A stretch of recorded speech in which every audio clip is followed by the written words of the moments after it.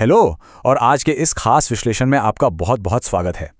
आज हम सीधे कुछ ऐसी हैरान कर देने वाली और अजीबोगरीब सच्चाइयों में गोता लगाने वाले हैं जो इंसान के सूक्ष्म व्यवहार से लेकर इस विशाल ब्रह्मांड तक फैली हुई हैं। तो बिल्कुल तैयार हो जाइए, क्योंकि ये जानकारियां दुनिया को देखने का आपका नजरिया पूरी तरह से बदल सकती। तो चलिए सीधे शुरुआत करते हैं। हम सब बिना सोचे समझे बोल देते हैं कि भाई अभी 2024 चल रहा है। पर एक सेकंड रुकिए, क्या ये थोड़ा अजीब नहीं लगता? चलिए इसमें थोड़ा गहराई से उतरते हैं। एक ऐसी बहुत बड़ी ऐतिहासिक विसंगति है जिसे हम हर रोज नजरअंदाज कर देते हैं। आखिर हमारा कैलेंडर सिर्फ इसी संख्या पर क्यों अटका है? अब जरा इस विशाल नंबर पर गौर कीजिए, 3 लाख।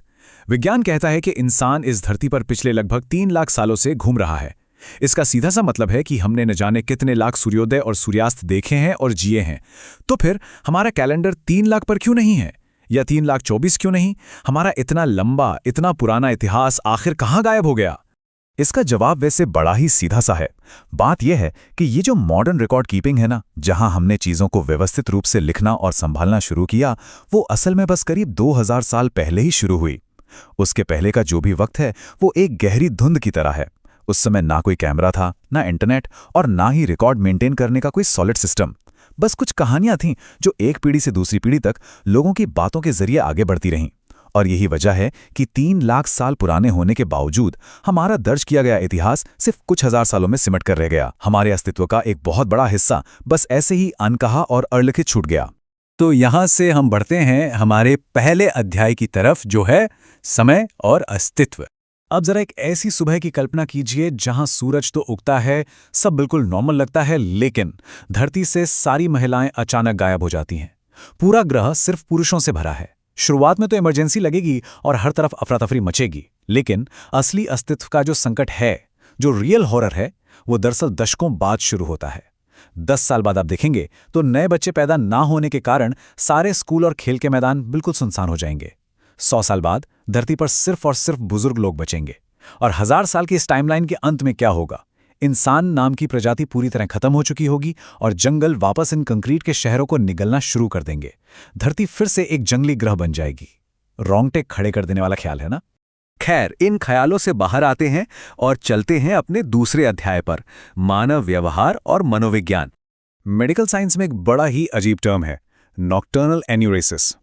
अब हम सबको पता है कि छोटे बच्चे अक्सर बिस्तर गीला कर देते हैं, ये तो आम बात है। पर क्या कोई बड़ा इंसान, कोई अडल्ट भी नींद में अचानक ऐसी सुनामी ला सकता है? सुनकर शायद थोड़ा फनी लगे, पर मेडिकल साइंस कहती है कि हाँ बिल्कुल, दुनिया भर में लाखों अडल्ट्स इस रेयर कंडीशन से गुजरते हैं। ये इंसान के बायोलॉजी की एक ऐसी सच्चाई है जिसे अक्सर शर्म के मारे छुपाया जाता है, पर बायोलॉजिकली ये बिल्कुल रियल है। और इंसानी दिमाग की बात करें तो ये अगली कहानी बहुत ही शानदार तरीके से दर्शाती है कि कैसे लोग सरकारी नीतियों का उल्टा फायदा उठा सकते हैं। इसे कोबरा इफेक्ट कहते हैं। हुआ यह था कि ब्रिटिश काल में दिल्ली में कोबरा सांपों की संख्या बहुत ज्यादा बढ़ गई थी।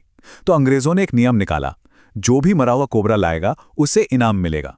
शुरुआत में तो सब बढ़िया चला, लेकिन फिर लोगों ने कैश कमाने के चक्कर में घर पर ही कोबरा पालना और उनकी खेती करनी शुरू कर दी।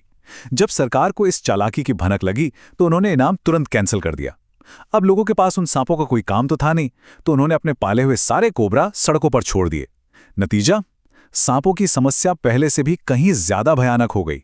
मतलब एक ऐसी पॉलिसी जिसने समस्या को सुलझाने के बजाय उसे पूरी तरह से बिगाड़ दिया। चलिए अब मानव मनोविज्ञान की थोड़ी और बात करते हैं।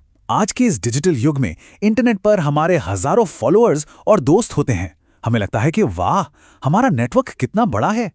पर क्या वो सच में आपके दोस्त हैं? विज्ञान की माने तो ये एक बहुत बड़ा भ्रम है। यहां हमारी मॉडर्न डिजिटल दुनिया और हमारी असल बायोलॉजिकल क्षमता के बीच का भारी अंतर एकदम साफ दिखाई देता है। अब इस स्लाइड के बारे में जो बात सच में बहुत ज्यादा दिलचस्प है, वो है डनबार्स नंबर। ये कॉन्सेप्ट हमें साफ बताता है कि एक इंसानी दिमाग असल में अधिकतम 150 सार्थक और स्थिर रिश्ते ही मेंटेन कर सकता है। यही हमारी कॉग्निटिव लिमिट है। इस 150 के बाहर के जितने भी लोग हैं वो बस आपके कॉन्टैक्ट्स हैं, कोई सच्चे कनेक्शन नहीं। तो भले ही ऑनलाइन आपके हजारों फॉलोअर्स क्यों ना हो, आपकी लाइफ में असल प्रभाव डालने वाले लोगों की गिनती हमारे जीव विज्ञान ने पहले ही फिक्स कर रखी है। और अब वक्त है इस विश्लेषण के आखिरी अध्याय का, ब्रह्मांड के रहस्य। स्पेस के एक बड़े ही माइंड बेंडिंग सिनेरियो के बारे में सोचिए। मान लीजिए मिनट 0 पर अचानक हमारा सूरज पूरी तरह गायब हो जाता है। तो क्या हमारी धरती तुरंत अंधेरे में डूब जाएगी? बिल्कुल नहीं। 7वें मिनट तक सब कुछ एकदम नॉर्मल रहेगा। ऐसा इसलिए क्योंकि सूरज की रोशनी को धरती तक पहुंचने में पूरे 8 मिनट लगते हैं। पर यहां सबसे क्रूशियल पॉइंट यह है कि सिर्फ रोशनी ही नहीं, बल्कि ग्रेविटी यानी गुरुत्वाकर्षण का असर भी बिल्कुल 8 मिनट तक बना रहेगा। 8 मिनट तक हम सब धरती पर आराम से घूम रहे होंगे और फिर अचानक बिना किसी चेतावनी के लाइट और ग्रेविटी एक साथ गायब और हमारी धरती स्पेस में बेमतलब भटकने लगेगी। वैसे स्पेस की बात हो ही रही है, तो क्या कभी सोचा है कि वैज्ञानिक आखिर इन विशाल ग्रहों को तौलते कैसे हैं? मेरा मतलब है कि बृहस्पति या पृथ्वी जैसी विशाल चीजों का मास कैसे निकालते हैं? जाहिर सी बात है, वो स्पेस में कोई बहुत बड़ा भौतिक तराजू लेकर तो जाते नहीं हैं। तो फिर शून्य में तैरती हुई इन अनंत दुनियाओं का वजन आखिर कैलकुलेट कैसे होता है? इन ग्रहों का वजन नापने के लिए किसी तराजू की नहीं, बल्कि कमाल की मैथ्स और बहुत ही जटिल ऑब्जर्वेशन की जरूरत होती है। वैज्ञानिक मुख्य रूप से 3 चीजों को देखते हैं। उस ग्रह का गुरुत्वाकर्षण खिंचाव कितना है, उसकी कक्षीय गति क्या है, यानी वो अपने तारे के चक्कर कितनी तेजी से लगा रहा है, और अंत में उस ग्रह का आकार। जब इन तीनों डेटा पॉइंट्स को एक साथ मिलाया जाता है, तभी वैज्ञानिक किसी भी ग्रह का एकदम सटीक द्रव्यमान या मास निकाल पाते हैं। और सबसे हैरानी की बात पता है क्या है? इन सारी जटिल स्पेस कैलकुलेशंस को समझने का श्रेय किस चीज को जाता है?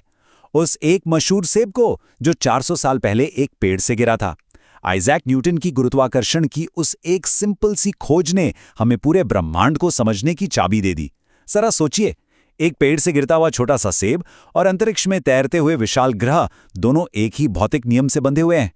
ये विज्ञान की सबसे खूबसूरत बातों में से एक है कि कैसे रोजमर्रा की एक छोटी सी घटना इतने विशाल कॉस्मिक रहस्यों को सुलझाने का आधार बन सकती है। अब हम इस विश्लेषण के बिल्कुल आखिर में आ गए हैं और ये सफर अपने पीछे एक बड़ा ही गहरा सवाल छोड़ जाता है। हमने गायब होते इतिहास को देखा, मानव मनोविज्ञान की अजीब सच्चाइयों को समझा और इस विशाल ब्रह्मांड के रहस्यों में झांका। इन सभी वैज्ञानिक वास्तविकताओं में से कौन सी ऐसी सच्चाई है जिसने आपके सोचने का नजरिया सबसे ज्यादा बदला? क्या वो हमारा अधूरा इतिहास है, या दोस्तों के मामले में हमारी 150 की वो बायोलॉजिकल लिमिट, या फिर 8 मिनट की देरी से गायब होने वाली वो ग्रेविटी?